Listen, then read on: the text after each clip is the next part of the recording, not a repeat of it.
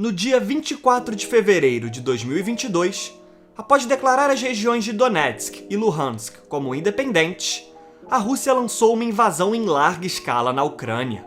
Essa é a maior guerra convencional na Europa desde a Segunda Guerra Mundial. Porém, diferente de outros movimentos militares do presidente russo Vladimir Putin, como feito na Chechênia, Geórgia e Crimeia, a invasão total da Ucrânia tem se mostrado um grande erro,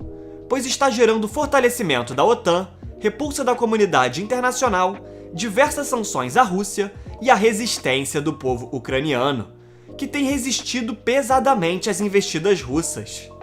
Além disso, agora essa invasão pode custar caro para a economia russa, e consequências que podem acabar afetando toda a estrutura financeira do país.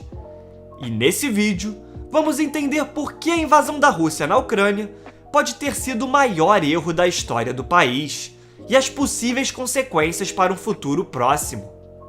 Para entender o erro russo, precisamos olhar para a ascensão ao poder de Vladimir Putin, em 1999, onde a Rússia vivia um cenário caótico, sofrendo uma hiperinflação desde o início dos anos 90, um alto desemprego de 13%, além da crescente desigualdade social e o alto endividamento público, de 143% do PIB russo na época, devido aos empréstimos com o FMI. Nesse contexto, a Rússia obteve um rápido crescimento econômico no início do século XXI, impulsionado pelo boom das commodities na época, levando milhares de pessoas à classe média, controlando a inflação e o país caminhando para um cenário de estabilidade e de otimismo econômico. Contudo, agora esse cenário otimista ficou no passado, pois o temor entre os russos é de que aqueles dias de caos e instabilidade podem voltar com a invasão da Ucrânia.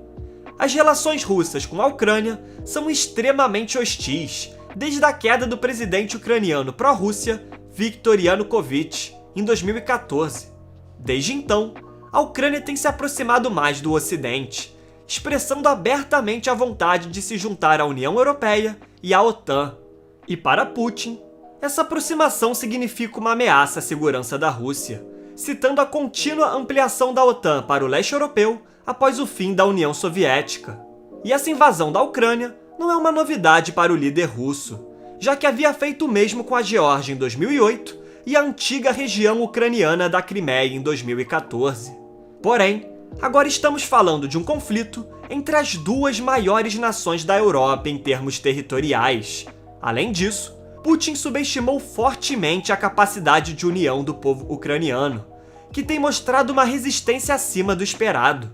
Sendo assim, existe a possibilidade desse conflito se estender por algum tempo, o que seria muito negativo para a Rússia, devido aos altos gastos militares. Outro ponto é que esse cenário pode desgastar Putin politicamente, pois enquanto a Ucrânia e seu presidente, Volodymyr Zelensky, tem recebido admiração e aclamação mundial, a Rússia atinge um status de vilã internacional, com protestos no país, condenação da comunidade internacional, diversas personalidades russas pedindo paz, além dos oligarcas russos, que controlam a economia russa e podem ter suas fortunas fortemente afetadas com as sanções do Ocidente.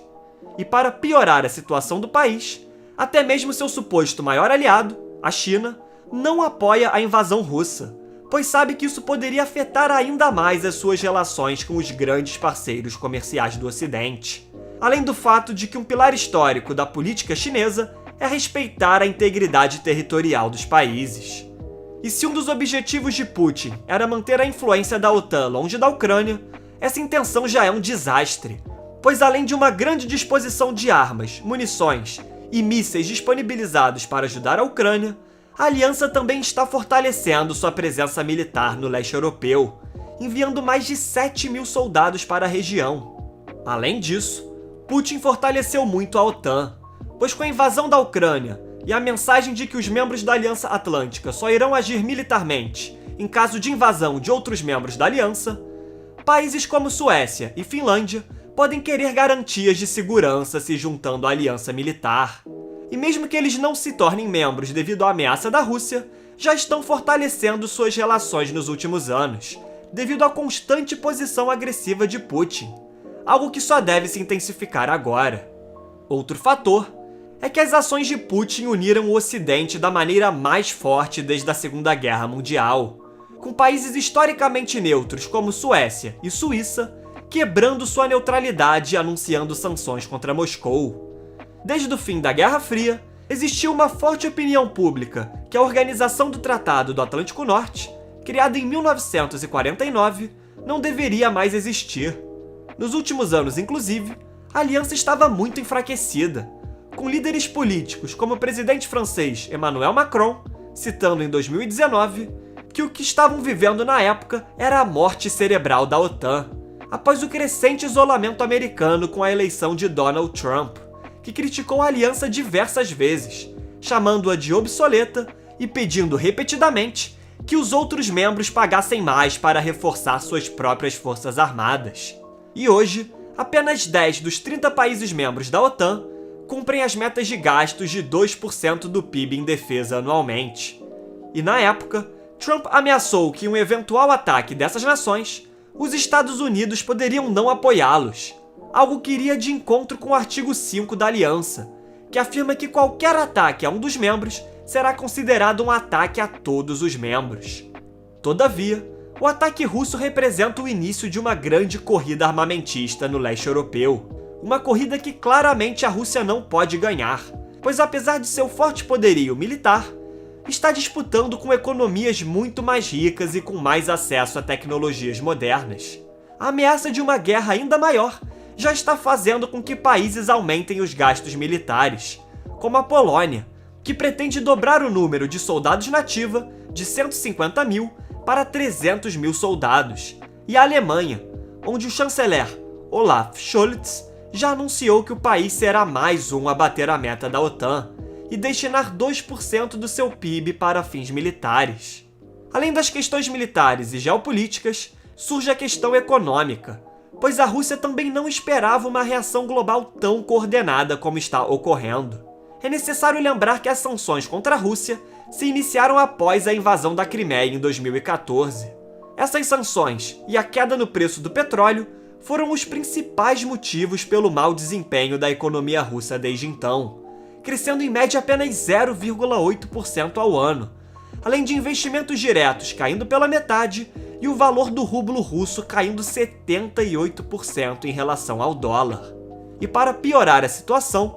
agora as sanções são muito mais amplas e já estão afetando a economia russa de maneira profunda, com o rublo caindo 25% desde o início da invasão à Ucrânia, além do fechamento do mercado de ações em Moscou e o Banco Central russo tendo que elevar as taxas de juros de 9,5% para 20%, para evitar um colapso ainda maior da moeda, o que está fazendo a população russa tentar sacar suas reservas, com longas filas nos bancos, algo que está fragilizando absurdamente o sistema bancário do país. Além disso, alguns bancos russos foram excluídos do principal sistema de pagamento internacional, conhecido como SWIFT, que permite o pagamento e transferência de recursos entre empresas de mais de 200 países, padronizando as informações financeiras. E por mais que a Rússia tenha um sistema alternativo, conhecido como SPFS, o sistema global SWIFT continua sendo o sistema mais influente de transações financeiras.